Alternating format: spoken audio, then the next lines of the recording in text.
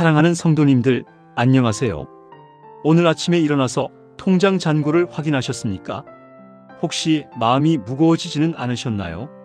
치솟는 물가와 늘어나는 생활비 앞에서 한숨이 나오지 않으셨습니까? 이런 경험 있으시죠? 매달 월급날이 되어도 이미 나갈 곳이 정해져 있는 돈들을 보면서 답답함을 느끼는 경험 말입니다. 자녀들 교육비, 집 대출금, 각종 공과금들을 계산하다 보면 정말 숨이 막힐 때가 있지 않습니까? 그런데 믿음의 가족 여러분들, 오늘 하나님께서 우리에게 놀라운 약속의 말씀을 주고 계십니다. 바로 물질의 축복에 관한 하나님의 변하지 않는 약속들 말입니다. 성경은 분명히 말씀하고 계십니다. 하나님은 우리의 필요를 아시고 채워주시는 분이시라고 말입니다. 그리고 그 축복은 우리가 상상하는 것보다 훨씬 크고 놀라운 것이라고 약속하고 계십니다. 오늘 우리는 하나님의 말씀을 통해 4가지 놀라운 물질 축복의 원리들을 살펴보려고 합니다. 첫째, 하나님이 우리의 공급자이심을 믿는 믿음의 원리입니다. 둘째, 11조와 헌금을 통한 순종의 축복 원리입니다. 셋째, 나눔과 베품을 통한 파종의 축복 원리입니다. 넷째, 감사와 찬양을 통한 고백의 축복 원리입니다. 이 4가지 원리를 깨닫고 적용하실 때 여러분의 삶에 하나님의 놀라운 물질 축복이 임할 것을 확신합니다. 정말 그렇지 않습니까? 첫 번째로 말씀드리고 싶은 것은 하나님이 우리의 공급자이심을 믿는 믿음의 원리입니다. 사랑하는 성도님들, 혹시 요즘 경제적인 어려움 때문에 밤잠을 설치고 계시지는 않습니까? 자영업을 하시는 분들은 매출이 떨어져서 걱정이 많으실 것입니다. 직장인이신 분들도 언제 구조 조정이 올지 몰라 불안하실 것입니다. 그런데 이런 상황에서 우리가 가장 먼저 기억해야 할 것이 있습니다. 바로 하나님이 누구신지를 아는 것입니다. 마태복음 6장 26절에서 예수님께서는 이렇게 말씀하셨습니다. 공중의 새를 보라, 심지도 않고 거두지도 않고 창고에 모아들이지도 아니하되 너희 하늘 아버지께서 기르시나니 너희는 이것들보다 귀하지 아니하냐? 여러분, 이 말씀이 무엇을 의미하는지 아십니까? 하나님은 작은 새 한 마리까지도 먹이시는 분이라는 뜻입니다. 그런데 하물며 하나님의 자녀인 우리를 어떻게 버려두시겠습니까? 저는 지난달에 한 성도님으로부터 놀라운 간증을 들었습니다. 그분은 작은 식당을 운영하고 계신데 코로나 이후로 매출이 반토막이 났다고 하셨습니다. 매달 임대료와 인건비를 내기도 벅찬 상황이었다고 합니다. 그런데 그 성도님이 어떻게 하셨는지 아십니까? 매일 새벽 기도를 나오시면서 하나님께 이렇게 기도하셨다고 합니다. 하나님, 제가 장사를 못해서 어려운 것이 아닙니다. 하나님이 공급하지 않으시면 아무것도 할 수 없습니다. 하나님이 복 주시면 모든 것이 형통할 줄 믿습니다. 그렇게 6개월을 기도하셨는데 어떤 일이 일어났는지 아십니까? 갑자기 근처에 큰 공사가 시작되면서 공사 관계자들이 그 식당을 단골로 이용하기 시작한 것입니다. 그뿐만 아니라 맛있다는 소문이 퍼지면서 손님들이 줄을 서서 기다리는 식당이 되었다고 합니다. 이것이 바로 하나님이 우리의 공급자이심을 믿는 믿음의 역사입니다. 빌립보서 4장 19절에서 바울 사도는 이렇게 확신했습니다. 나의 하나님이 그리스도 예수 안에서 영광 가운데 그 풍성한 대로 너희 모든 쓸 것을 채우시리라. 사랑하는 믿음의 가족 여러분들, 이 말씀을 믿으시기 바랍니다. 하나님은 여러분의 모든 필요를 아시고 채워주시는 분이십니다. 그분은 여러분이 부족할 때 공급하시고 넘어질 때 일으켜 세우시는 분이십니다. 그런데 여기서 중요한 것이 있습니다. 우리가 하나님을 의지하되 게으르면 안 된다는 것입니다. 하나님은 우리가 최선을 다할 때 그 위에 복을 더해주시는 분이십니다. 데살로니가후서 3장 10절에서는 이렇게 말씀합니다. 우리가 너희와 함께 있을 때에도 너희에게 명하기를 누구든지 일하기 싫어하거든 먹지도 말게 하라 하였더라. 즉 하나님의 공급하심을 믿되 우리도 성실하게 일해야 한다는 뜻입니다. 그럴 때 하나님께서 우리의 수고 위에 놀라운 축복을 더해 주실 것입니다. 이것이 바로 첫 번째 물질 축복의 원리입니다. 하나님이 우리의 공급자이심을 믿고 의지하되 우리도 최선을 다해 성실하게 살아가는 것 말입니다. 두 번째로 말씀드리고 싶은 것은 11조와 헌금을 통한 순종의 축복 원리입니다. 사랑하는 성도님들, 혹시 이런 생각 해보신 적 있으십니까? 요즘 같은 경제 상황에 11조까지 드리면 살기 더 어려워지지 않을까 하는 생각 말입니다. 특히 젊은 부부들이나 자영업을 하시는 분들 중에는 이런 고민을 하시는 분들이 많으실 것입니다. 그런데 믿음의 가족 여러분들, 성경은 이에 대해 아주 명확하게 말씀하고 있습니다. 말라기 3장 10절에서 하나님께서는 이렇게 약속하셨습니다.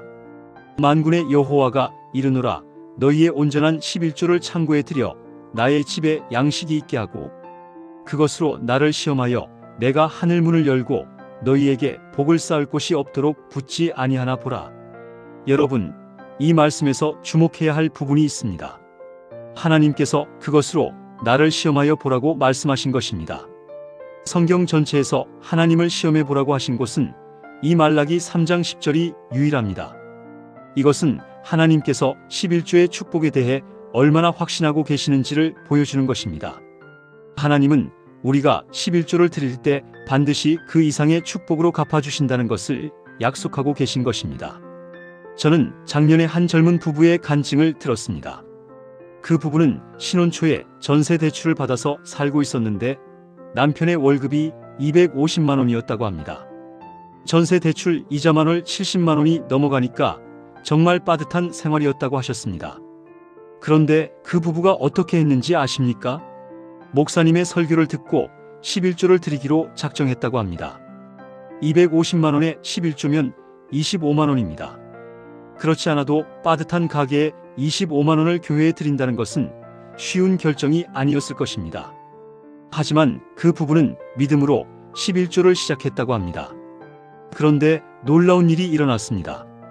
11조를 드리기 시작한 지 3개월 만에 남편이 승진을 하게 된 것입니다. 월급이 320만 원으로 오르게 되었다고 합니다. 그뿐만 아니라 부인도 파트타임 일자리를 구하게 되어서 월 80만 원의 수입이 생겼다고 합니다. 결국 11조 25만 원을 드렸는데 월 수입이 150만 원이 늘어난 것입니다.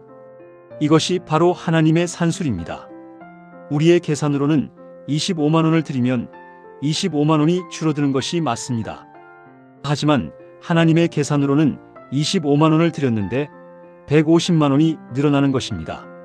잠언 3장 9절과 10절에서는 이렇게 말씀합니다. 내 재물과 내 소산물의 처음 익은 열매로 여호와를 공경하라. 그리하면 내 창고가 가득히 차고 내 포도즙 틀에 새 포도즙이 넘치리라. 여러분, 이 말씀이 무엇을 의미하는지 아십니까? 우리가 먼저 하나님께 드릴 때 하나님께서 우리의 창고를 가득 채워주신다는 약속입니다. 그런데 여기서 중요한 것은 순종의 마음가짐입니다. 억지로 드리거나 마지못해 드리면 안 됩니다. 고린도후서 9장 7절에서 말씀하시기를 각각 그 마음에 정한 대로 할 것이요 인색함으로나 억지로 하지 말지니 하나님은 즐겁게 내는 자를 사랑하시느니라고 하셨습니다. 하나님은 즐겁게 드리는 마음을 보시고 축복하시는 분입니다. 감사함으로 기쁘게 드릴 때 하나님께서 그 이상의 기쁨과 축복으로 갚아주시는 것입니다. 그리고 11조뿐만 아니라 각종 헌금도 마찬가지입니다. 감사 헌금, 선교 헌금, 건축 헌금 등을 드릴 때도 같은 원리가 적용됩니다. 누가복음 6장 38절에서 예수님께서는 이렇게 말씀하셨습니다. 주라 그리하면 너희에게 줄 것이니 곧 후히 되어 누르고 흔들어 넘치도록 하여 너희에게 안겨주리라. 너희가 헤아리는 그 헤아림으로 너희도 헤아림을 받을 것이니라. 이것이 바로 두 번째 물질 축복의 원리입니다. 11조와 헌금을 통해 하나님께 순종할 때 하나님께서 넘치는 축복으로 갚아주시는 것입니다. 세 번째로 말씀드리고 싶은 것은 나눔과 베풀물 통한 파종의 축복 원리입니다. 사랑하는 성도님들, 혹시 이런 분들 주변에서 보신 적 있으십니까? 그렇게 많이 버는 것 같지 않은데 항상 여유가 있고 넉넉해 보이는 분들 말입니다. 반대로 상당히 많이 버는 것 같은데 항상 돈이 부족하다고 하시는 분들도 계시지 않습니까? 그 차이가 어디에 있는지 아십니까? 바로 나눔과 베풀매의 차이입니다. 성경에서는 이것을 파종과 수확의 원리로 설명하고 있습니다. 고린도후서 9장 6절에서 바울 사도는 이렇게 말씀했습니다. 이것이 곧 적게 심는 자는 적게 거두고 많이 심는 자는 많이 거둔다 하는 말이로다. 이 말씀은 농사의 원리를 영적인 삶에 적용한 것입니다.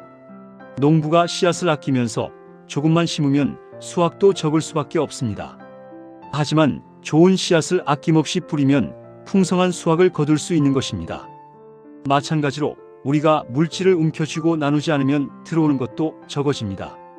하지만 기꺼이 나누고 베풀면 하나님께서 그 이상으로 채워주시는 것입니다. 저는 몇 년 전에 한 권사님의 아름다운 간증을 들었습니다. 그 권사님은 작은 반찬 가게를 하고 계셨는데 수입이 그리 많지 않으셨다고 합니다. 그런데 그분이 어떤 일을 하셨는지 아십니까? 매주 혼자 사시는 어르신들 몇 분에게 반찬을 만들어서 가져다 드렸다고 합니다. 그리고 교회에서 어려운 가정이 있으면 먼저 나서서 도우셨다고 합니다. 가게 수입이 넉넉하지 않은데도 불구하고 항상 나누는 삶을 사셨던 것입니다. 그런데 어떤 일이 일어났는지 아십니까? 그 권사님의 반찬 맛이 소문나면서 주문이 밀려들기 시작한 것입니다. 근처 식당들에서도 반찬을 주문하기 시작했고 급기야는 백화점 지하식품관에서 납품 제의가 들어왔다고 합니다. 지금은 직원 3명을 두고 제법 큰 반찬 전문점을 운영하고 계신다고 합니다. 그런데도 여전히 어려운 이웃들을 돌보는 일을 멈추지 않고 계신다고 합니다. 이것이 바로 파종의 원리입니다. 나눔의 씨앗을 심으면 축복의 열매를 거두게 되는 것입니다. 잠언 11장 24절에서는 이렇게 말씀합니다. 흩어 구제하여도 더욱 부하게 되는 일이 있나니 과도히 아껴도 가난하게 될 뿐이니라. 여러분, 이 말씀이 역설적이지 않습니까? 흩어 구제하는데 더 부하게 된다는 것입니다. 과도히 아끼는데 가난하게 된다는 것입니다. 이것이 하나님 나라의 경제 원리입니다. 세상의 경제학과는 정반대의 원리인 것입니다. 그런데 이 나눔의 원리에는 몇 가지 조건이 있습니다. 첫째, 진심으로 베풀어야 합니다. 보여주기 위해서나 대가를 바라고 하면 안 됩니다. 마태복음 6장 3절에서 예수님께서는 이렇게 말씀하셨습니다. 너는 구제할 때 오른손이 하는 것을 왼손이 모르게 하여. 둘째, 감사하는 마음으로 해야 합니다. 내가 베푸는 것이 아니라 하나님께서 나를 통해 베푸시는 것이라는 마음가짐이 필요합니다. 셋째, 지혜롭게 해야 합니다. 무분별하게 주는 것이 아니라 정말 도움이 필요한 곳에 적절하게 베풀어야 합니다. 이렇게 할 때 하나님께서 우리의 나눔을 보시고 그 이상의 축복으로 갚아주실 것입니다. 사도행전 20장 35절에서 예수님께서 말씀하시기를 주는 것이 받는 것보다 복이 있다 하셨기 때문입니다. 이것이 바로 세 번째 물질 축복의 원리입니다. 나눔과 베풀매의 씨앗을 심을 때 하나님께서 축복의 열매로 갚아주시는 것입니다. 네 번째로 말씀드리고 싶은 것은 감사와 찬양을 통한 고백의 축복 원리입니다. 사랑하는 성도님들, 혹시 이런 경험 있으시지 않습니까? 똑같은 상황인데도 어떤 마음으로 바라보느냐에 따라 전혀 다르게 느껴지는 경험 말입니다. 감사하는 마음으로 바라보면 모든 것이 은혜로 보입니다. 하지만 불평하는 마음으로 바라보면 모든 것이 문제로 보입니다. 그런데 이것이 단순히 마음의 문제만은 아닙니다. 성경은 우리의 고백과 태도가 실제로 현실을 바꾼다고 말씀하고 있습니다. 데살로니가전서 5장 18절에서 바울 사도는 이렇게 말씀했습니다. 범사에 감사하라. 이것이 그리스도 예수 안에서 너희를 향하신 하나님의 뜻이니라. 여기서 범사에 감사하라는 것은 모든 상황에서 감사하라는 뜻입니다. 좋을 때만 감사하는 것이 아니라 어려울 때도 감사하라는 것입니다. 그런데 어려운 상황에서 어떻게 감사할 수 있겠습니까? 그 비결은 현재 상황만 보지 않고 하나님의 계획을 보는 것입니다. 로마서 8장 28절에서는 이렇게 약속하고 있습니다. 우리가 알거니와 하나님을 사랑하는 자, 곧 그의 뜻대로 부르심을 입은 자들에게는 모든 것이 합력하여 선을 이루느니라. 즉, 지금은 어려워 보여도 하나님께서 모든 것을 합력하여 선을 이루실 것이라는 믿음으로 감사할 수 있는 것입니다. 저는 지난해 한 집사님의 놀라운 간증을 들었습니다.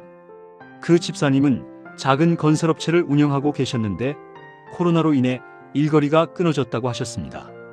직원들 월급도 밀리고 각종 대출 이자도 연체되는 상황이었다고 합니다.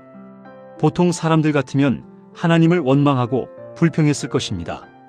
하지만 그 집사님이 어떻게 하셨는지 아십니까? 매일 새벽마다 교회에 나와서 이렇게 기도하셨다고 합니다. 하나님, 지금은 어렵지만 감사합니다. 이 어려움을 통해서 하나님의 더 큰 계획을 이루실 줄 믿습니다. 하나님의 때에 더 좋은 길을 열어주실 것을 믿고 감사합니다.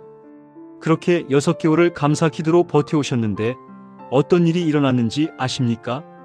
갑자기 시청에서 연락이 왔다고 합니다. 공공건설 사업에 참여할 기회를 주겠다는 것이었습니다. 그것도 한 번이 아니라 연속으로 몇 개 프로젝트를 맡게 되었다고 합니다. 결국 코로나로 인한 어려움을 통해 더 안정적이고 큰 사업의 기회를 얻게 된 것입니다. 이것이 바로 감사의 힘입니다. 어려운 상황에서도 감사할 때 하나님께서 그 감사를 보시고 더 큰 축복으로 갚아주시는 것입니다. 그리고 감사와 함께 중요한 것이 바로 믿음의 고백입니다. 우리의 입술로 무엇을 고백하느냐가 매우 중요합니다. 잠언 18장 21절에서는 이렇게 말씀합니다. 죽고 사는 것이 혀의 힘에 달렸나니 혀를 사랑하는 자는 혀의 열매를 먹으리라.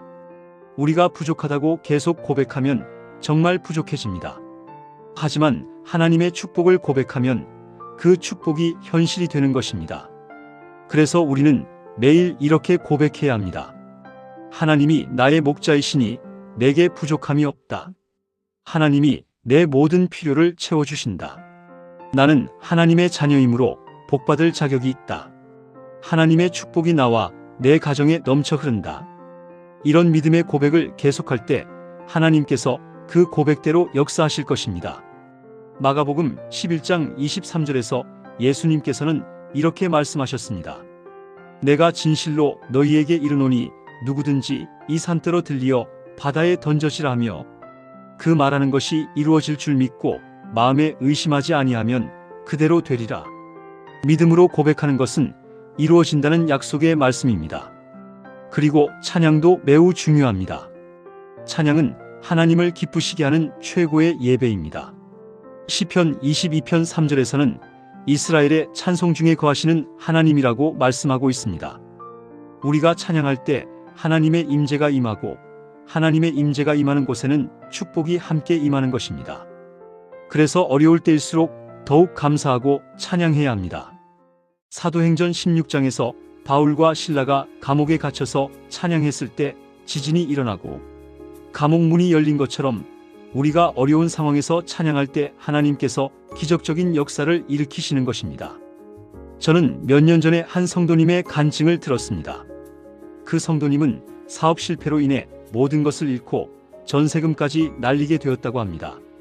가족들과 함께 고시원에서 생활해야 하는 처지가 되었다고 하셨습니다. 보통 사람들 같으면 절망하고 포기했을 것입니다.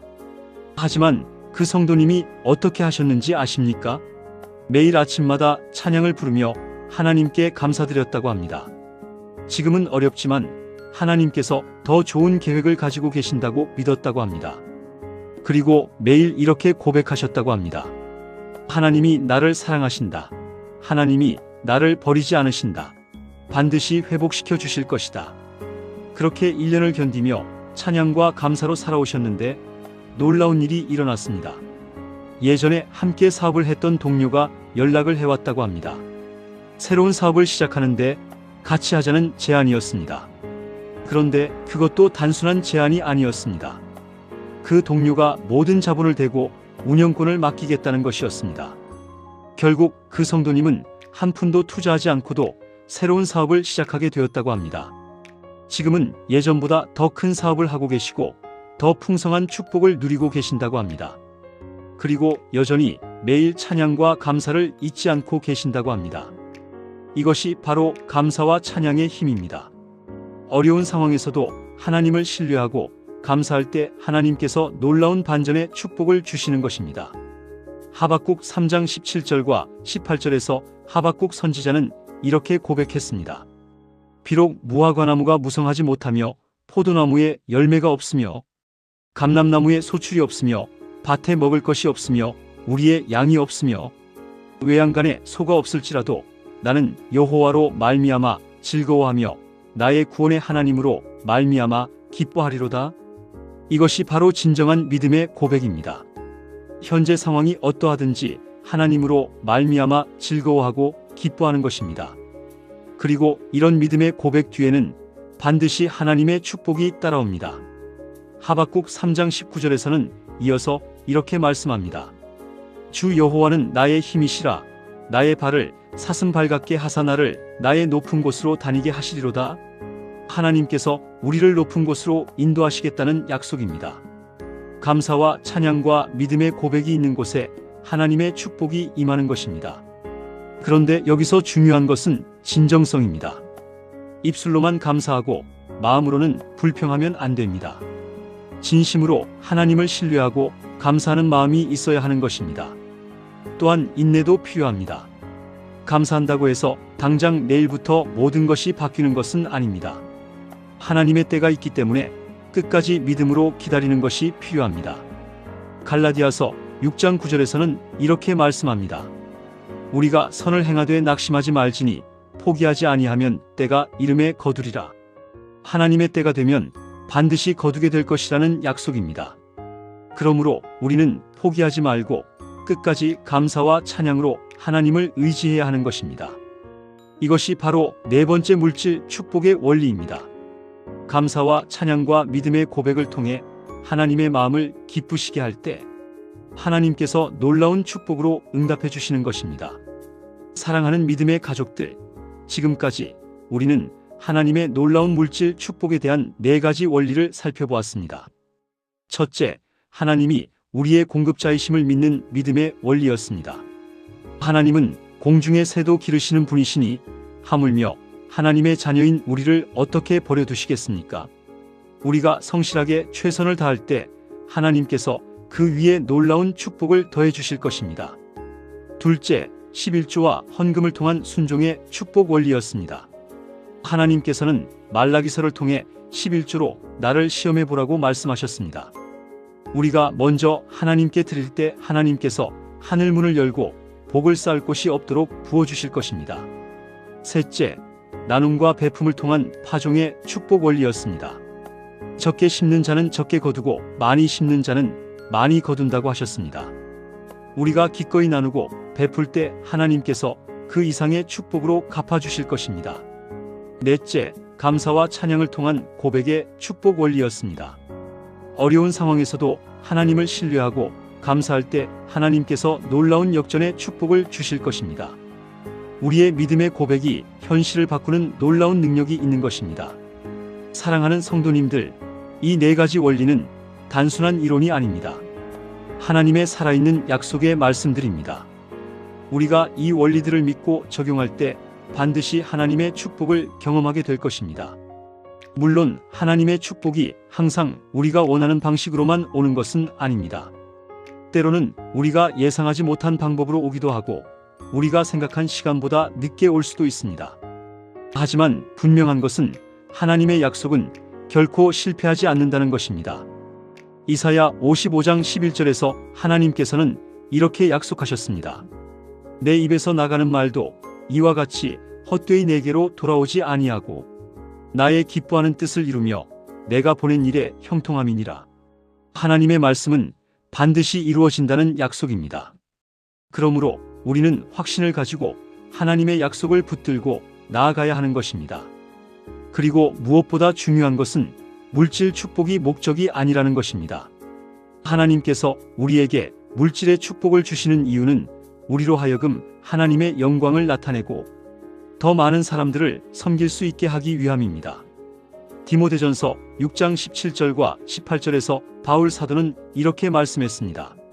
내가 이 세대에서 부한 자들을 명하여 마음을 높이지 말고 정함이 없는 재물에 소망을 두지 말고 오직 우리에게 모든 것을 후히 주사 누리게 하시는 하나님께 두며 선을 행하고 선한 사업을 많이 하고 나누어 주기를 좋아하며 너그러운 자가 되게 하라.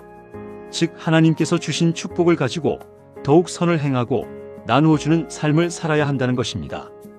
이것이 바로 하나님께서 원하시는 축복받은 성도의 모습인 것입니다.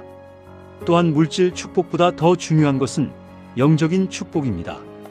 에베소서 1장 3절에서는 이렇게 말씀합니다. 찬송하리로다 하나님 곧 우리 주 예수 그리스도의 아버지께서 그리스도 안에서 하늘에 속한 모든 신령한 복을 우리에게 주시되. 하나님께서는 우리에게 하늘에 속한 모든 신령한 복을 주셨다고 하셨습니다. 구원의 축복, 성령의 축복, 영생의 축복, 평안의 축복, 기쁨의 축복 등등 이미 우리는 엄청난 축복을 받은 사람들입니다. 그러므로 우리는 물질의 축복을 구하되 욕심으로 구하지 말고 하나님의 뜻을 이루기 위해 구해야 하는 것입니다. 야고보서 4장 3절에서는 이렇게 경고하고 있습니다. 구하여도 받지 못함은 정욕으로 쓰려고 잘못 구하기 때문이라. 올바른 동기로 구할 때 하나님께서 응답해 주시는 것입니다. 사랑하는 성도님들, 마지막으로 한 가지 더 말씀드리고 싶은 것이 있습니다. 바로 하나님의 때를 기다리는 인내입니다.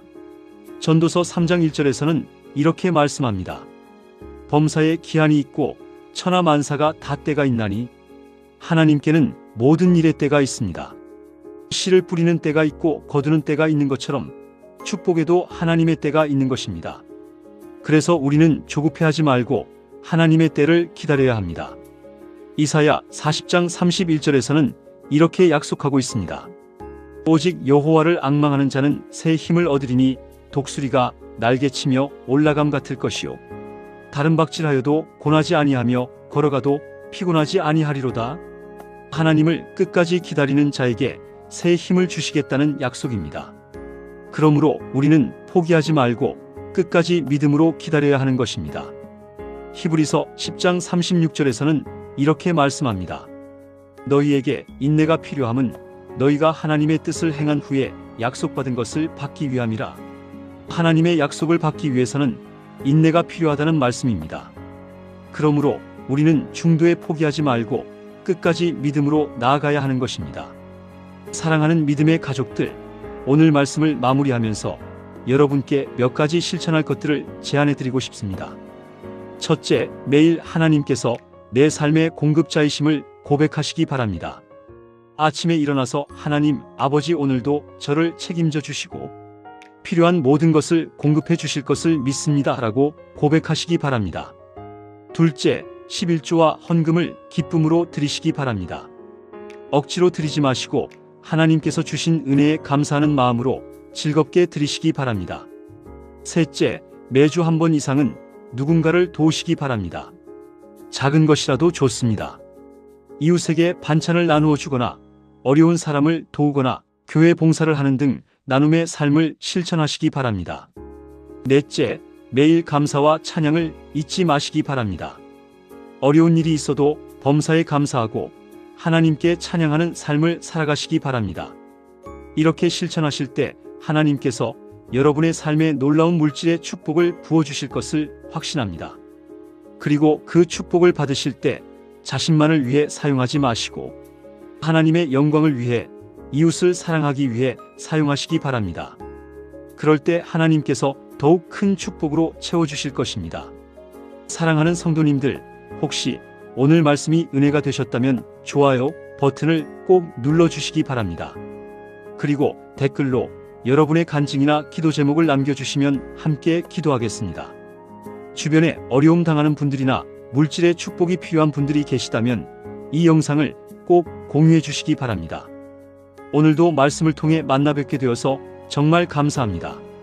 하나님께서 사랑하는 여러분과 여러분의 가정에 넘치는 물질의 축복을 부어주시기를 간절히 축복합니다.